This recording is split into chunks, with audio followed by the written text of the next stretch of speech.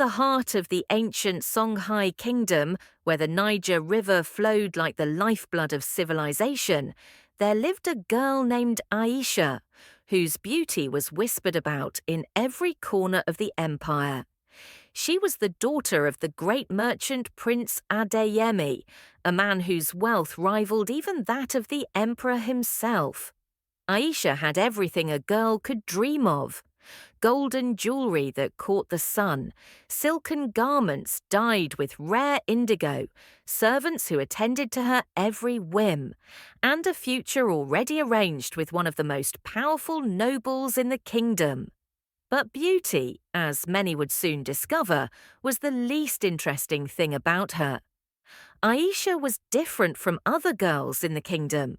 While her sisters spent their days learning the intricate art of weaving and perfecting their dancing, Aisha spent her nights gazing at the stars, wondering about the mysteries of the world beyond the palace walls. She read forbidden texts that her father had brought from distant lands, texts about philosophy, astronomy, and the hidden powers of nature.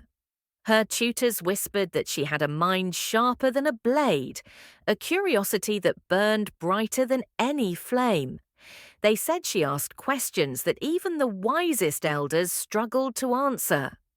One fateful evening, as the sun descended like molten gold over the savannah, Aisha decided to venture into the forbidden gardens of her father's estate. These gardens were protected by ancient laws and older magic. No one was allowed to enter after nightfall, for the gardens, according to legend, belonged to something far older than the kingdom itself.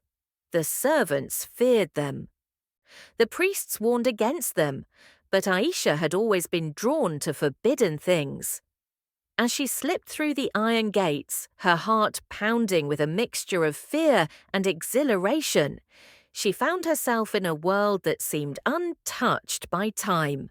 The plants glowed with an ethereal luminescence, their flowers blooming in colors that shouldn't exist in nature. Deep purples that shimmered with starlight, golden yellows that pulsed like heartbeats, and blues so vibrant they seemed almost alive. The air itself tasted different here, thick with ancient energy and whispered secrets. In the center of the garden stood a tree unlike any other she had ever seen. Its bark was silver, its leaves were like crystalline glass, and it bore fruit that glowed with an inner light so beautiful it made her eyes water. The fruit hung low, almost as if inviting her to take it. It was roughly the size of a pomegranate, but perfectly spherical, and its skin seemed to shift between colors.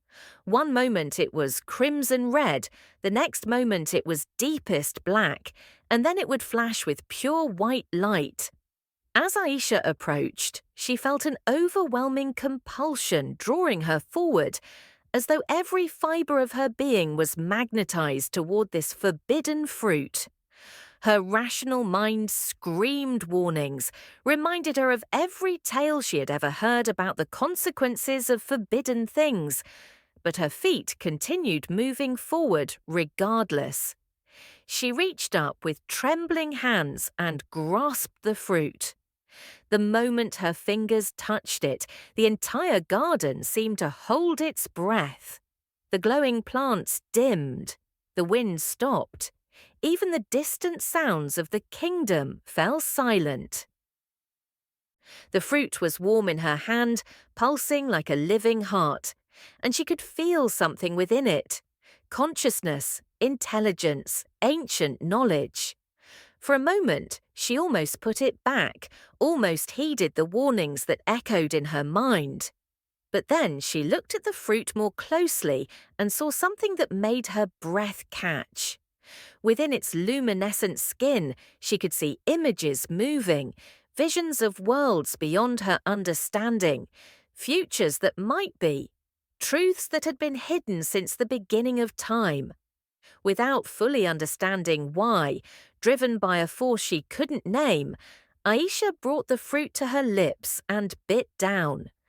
The moment her teeth pierced the skin, an explosion of flavor and sensation overwhelmed her senses. It was sweeter than any honey she had ever tasted, but there was something else within that sweetness. Knowledge, pure and undiluted, streaming into her mind like liquid light. She saw things. She saw the true history of the kingdom, far older and far different from what the priests had taught her. She saw the wars and the triumphs, the sacrifices and the betrayals, the hidden powers that had shaped the destiny of her people. She saw the present moment with absolute clarity, understanding the intricate web of politics and power that held the empire together. And most terrifyingly, she saw the future, multiple futures branching out like rivers, each one following a different path depending on the choices that would be made. Aisha screamed, and the sound echoed across the forbidden garden like a shockwave. The fruit fell from her hands and shattered against the ground, its remnants dissolving into silver dust that the wind carried away.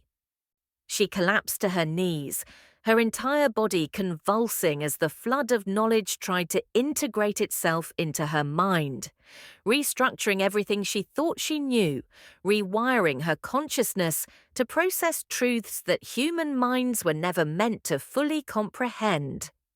Blood dripped from her nose. Her eyes glowed with an ethereal light. For a moment she thought she might die, that this knowledge would simply burn her from the inside out.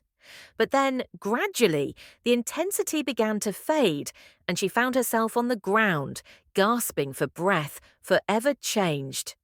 When Aisha finally managed to stagger back to the palace, dawn was breaking over the kingdom.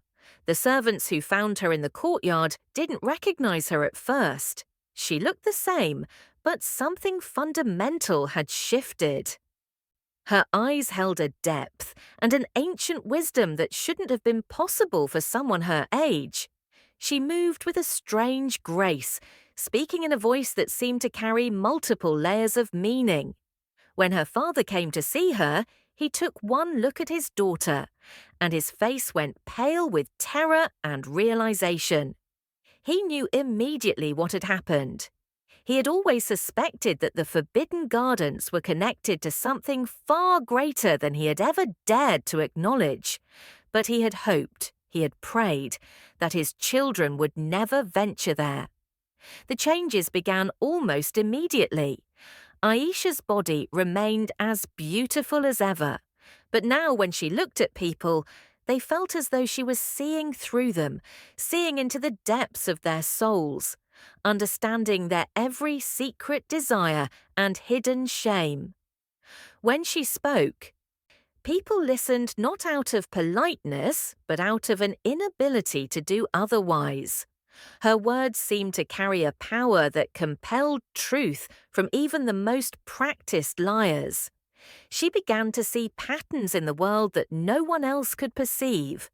She understood the mechanics of trade and power with such clarity that she could predict market fluctuations days in advance. She could sense when someone was about to make a disastrous decision and somehow find the words that would change their mind. Within weeks, Aisha's influence began to spread through the palace like wildfire. The nobles who came to seek her father's favor found themselves instead spending hours in conversation with her and leaving forever changed by the encounter. The emperor himself, intrigued by the rumors of this exceptional girl, sent a personal invitation for her to join his court as an advisor. This was unprecedented. No woman had ever held such a position. No one of Aisha's age had ever been trusted with such responsibility. But the emperor, in his wisdom, recognized that whatever had happened to her, whatever had changed her, was something that could reshape the destiny of the entire kingdom. But change, as it always does, brought resistance. The priests were the first to notice that something was terribly wrong. They sensed the disturbance in the spiritual fabric of the kingdom, the ripples of forbidden magic that now emanated from Aisha's presence. They gathered in the great temple and consulted the ancient texts and the oracle bones, seeking guidance from the divine. What they found horrified them. According to the oldest legends, the Forbidden Gardens belonged to an entity known as the Keeper of Thresholds, an ancient spirit that had existed since before the kingdom was founded, perhaps since before humanity itself. The fruit that grew in those gardens was said to contain the accumulated knowledge of ages, but it was never meant to be consumed by mortal lips. Those who ate it were transformed into something neither fully human nor entirely divine, beings of transition, standing in the liminal space between worlds. The head priest, an old man named Okonkwo, whose beard had turned white like the clouds themselves, came before the council of nobles with grave warnings. He declared that Aisha had brought a curse upon the kingdom, that the balance of the natural world had been upset, and that terrible consequences would follow. He called for her to be cast out, or worse, to be purified through ritual and sacrifice. Many of the older nobles agreed with him, particularly those who felt threatened by Aisha's rising influence and her disturbing ability to see through their political machinations. But her father, Adeyemi, refused to allow it. He stood before the council and declared that his daughter was no curse but a blessing, that whatever had happened to her was a sign of divine favor. He challenged the priests to prove their claims, to provide concrete evidence rather than ancient superstitions.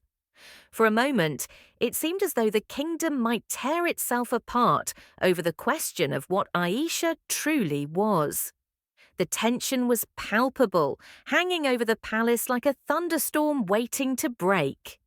Then, something unexpected happened. A terrible plague swept through the regions bordering the kingdom, a mysterious sickness that killed swiftly and without mercy. Traders brought the disease into the capital, and within days, people began falling ill. The symptoms were horrifying. Victims developed dark lesions across their skin, blood wept from their eyes, and their final moments were accompanied by such agony that their screams echoed through the streets like the cries of the damned. The physicians were helpless. The priests performed their rituals, but the disease continued to spread. The death toll mounted daily, and soon the kingdom was gripped by panic. It was Aisha who first understood the nature of the plague. She could see it, not with her eyes, but with her expanded consciousness, a malevolent force, neither entirely living nor entirely dead, but something that existed in the spaces between, fed by fear and suffering. She understood that it had been drawn to the kingdom specifically because of her presence, because her transformation had weakened the barriers between the material world and the realm of spirits. The Keeper of Thresholds, it seemed, had taken notice of what had transpired in its forbidden garden, and it had allowed something terrible to slip through the cracks it had created. Aisha went to the emperor and told him exactly what needed to be done. She explained that she would need to return to the Forbidden Gardens, to commune directly with the Keeper of Thresholds, to negotiate a resolution to the plague that was consuming his people. The emperor, desperate and facing the collapse of his kingdom, agreed. But the priests protested vehemently. They accused Aisha of being complicit with dark forces, of deliberately causing this catastrophe. The council was divided once more, but the emperor's word was final. If Aisha could stop the plague, nothing else mattered. In the depths of the night, with the kingdom holding its collective breath, Aisha ventured once more into the Forbidden Gardens. This time, she was not alone. Her father accompanied her to the gates, unable to abandon her completely despite the danger. As she stepped through the iron barriers into that glowing, luminescent world, she called out to the keeper of thresholds. The plants trembled. The very air seemed to ripple, and from the shadows between the trees emerged a figure of impossible beauty and terror. It was neither male nor female, neither young nor old, but something vast and ancient that human eyes could barely process. It seemed to exist in multiple dimensions simultaneously, parts of it in the kingdom of humans, and parts of it in realms far stranger and more magnificent. The keeper spoke, and its voice was like the sound of wind through ancient forests, of stars being born and dying, of civilizations rising and falling across eons. It asked Aisha why she had consumed the fruit, knowing that it was forbidden. Aisha, her mind now expanded enough to perceive and comprehend the keeper's true nature, answered with absolute honesty. She said that she had felt called to do so, that it was not disobedience or arrogance, but rather a response to a destiny that had been marked for her long before she was ever born. The keeper, it seemed, respected this answer. It had expected resistance or denial, but instead it found understanding. Aisha then explained that the plague was destroying her people, that innocents were suffering because of actions that were not their own. She asked the keeper if there was a way to seal the breach that had been opened, to close the threshold that had allowed the sickness to enter the kingdom. The keeper considered this for a long moment, and then it made an offer. It would remove the plague from the kingdom on one condition. Aisha would have to remain in the Forbidden Gardens, serving as a permanent guardian of the threshold, ensuring that no other living being would ever again consume the forbidden fruit. She would become something like the keeper itself, neither fully human nor entirely spirit, existing between worlds, protecting the boundary between what was and what might be. It was a terrible price. Aisha would be separated from everything and everyone she loved, exiled from the world of mortals, condemned to an eternity of solitude in a realm of magic and mystery. But when she considered the thousands of people who would die if she refused, she found that the decision was not as difficult as she had feared. She told the keeper that she accepted its terms. The moment those words left her lips, something profound changed. Her body began to glow with the same ethereal light that had emanated from the forbidden fruit. Her form started to become translucent, as though she was slowly fading from the material world and stepping into something else entirely. Her father, who had been watching from the gates, let out a cry of anguish so profound that it shattered the silence of the gardens. He tried to run to his daughter, to hold her, to prevent her from disappearing, but an invisible barrier held him back. Aisha turned to look at him one final time, and her eyes, now gleaming with the accumulated wisdom of ages, were filled with both sorrow and peace. She mouthed words that her father could not hear, but which somehow he understood perfectly. "I love you, father. Do not mourn me. I have found my purpose." With those final words, Aisha vanished completely from the material world. The plague that had been ravaging the kingdom stopped instantaneously, as though someone had simply turned off a switch. The victims began to recover. The lesions faded. The dying stopped dying, and slowly, miraculously, life returned to those who had been on the very brink of death. Throughout the kingdom, people looked up in wonder as the darkness that had plagued them for weeks suddenly lifted, replaced by a sense of profound peace and gratitude. But the story did not end with Aisha's disappearance. In the years that followed, strange things began to happen in the Forbidden Gardens. Those who were brave or foolish enough to venture near the gates reported seeing a figure that looked remarkably like Aisha, moving among the glowing plants, tending to them with a grace and care that suggested profound love. Some claimed that if they called out to her, she would sometimes appear, emerging from the mist like a vision, and speak to them briefly before fading back into the shadows.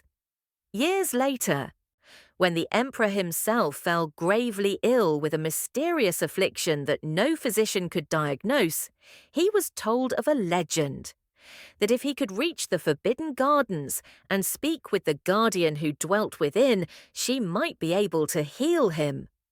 Desperate and on his deathbed, the emperor journeyed to the gardens. When he approached the gates, they opened of their own accord, and Aisha emerged, still as beautiful as she had been on the day she vanished, yet transformed into something more than human. She looked at the emperor with ancient, knowing eyes, and she smiled.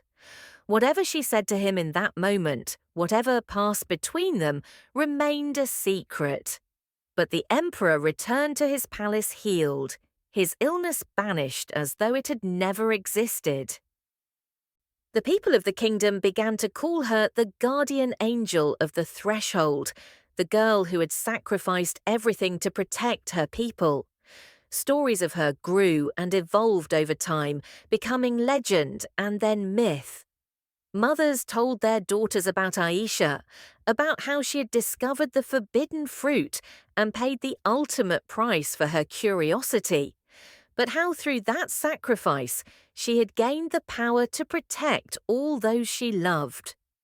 Some said that the Forbidden Gardens still existed, hidden somewhere beyond the reach of ordinary people, and that Aisha still walked among them, forever young, forever watchful, a guardian standing at the threshold between worlds. But the most fascinating part of this story, the part that historians and philosophers have debated for centuries, is what happened after Aisha's transformation. Some scholars claimed that the knowledge she had gained from consuming the forbidden fruit did not simply vanish with her.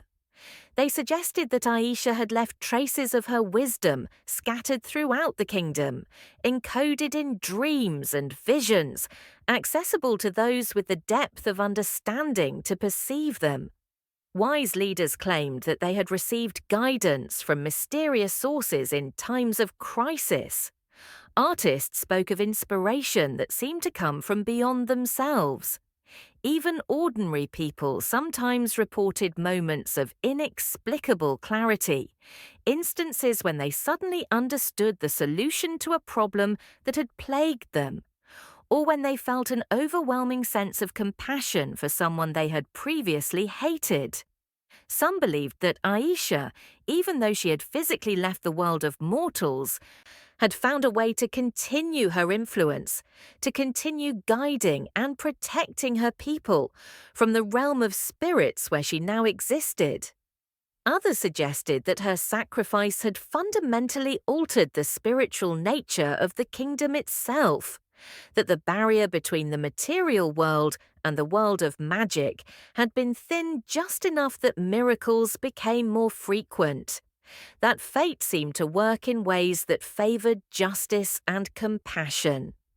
The Songhai kingdom prospered in the centuries that followed, and many attributed this prosperity not just to wise governance or geographical fortune, but to the protective influence of their guardian spirit, the girl who had eaten the forbidden fruit and transcended the boundaries of human existence. The Forbidden Gardens themselves became a place of pilgrimage, though few ever reported actually entering them. Those who tried to force their way past the gates found that they could not move forward, as though an invisible guardian was turning them back. But those who approached with respect and genuine need sometimes found the gates open. They spoke of encounters with the mysterious figure in the gardens, of being given answers to questions they desperately needed to understand, of being healed of afflictions both physical and spiritual. Over time, a tradition emerged. People would come to the gates at night, speak their troubles to the guardian within, and leave their burdens there, returning home lighter in spirit and somehow more capable of handling their difficulties. Aisha's story became so deeply woven into the cultural and spiritual fabric of the Songhai kingdom that it was impossible to separate the woman from the legend. Was she a historical figure or a metaphorical creation? Had she truly existed, or was she a myth created to explain the inexplicable? No one could say for certain, but what was undeniable was that her story carried tremendous power, that it spoke to something fundamental in the human condition, the tension between curiosity and obedience, between safety and transformation, between individual ambition and collective responsibility. The priests who had warned against her gradually came to view her transformation not as a curse but as a calling, a test of faith that she had ultimately passed by choosing sacrifice over self-preservation. Young women throughout the kingdom grew up inspired by her example, understanding that sometimes the most heroic thing one could do was to step beyond the boundaries of convention and expectation. Parents used her story as a teaching tool, helping their children understand that actions always had consequences, that forbidden things were often forbidden for good reasons, but also that sometimes those who dared to break the rules could thereby save worlds. Centuries passed, and the Songhai kingdom rose and fell as all empires must, but the story of Aisha never faded. It survived the collapse of the empire, the rise of new kingdoms, the arrival of new religions and philosophies. Griots carried it from place to place, adding their own embellishments and interpretations, but never losing the essential truth at its core. Even after the kingdom itself became nothing but ruins and memories, the story of the girl who ate the forbidden fruit lived on, passed from generation to generation, a beacon of meaning in a world that constantly threatened to become meaningless. And if you listen carefully, on nights when the veil between worlds grows thin, you can hear whispers in the darkness. The voice of a girl who learned too much, sacrificed too greatly, and loved too deeply, still watching over those who walk the path between safety and transformation, still offering guidance to those brave enough to listen, still protecting the threshold between all that is and all that might be, eternal and unchanging, the girl who ate the forbidden fruit and became something infinitely greater than she could have ever imagined. A guardian spirit whose love transcends the boundaries of death itself and continues to bless her people across the endless tide of ages. Subscribe for more amazing African stories.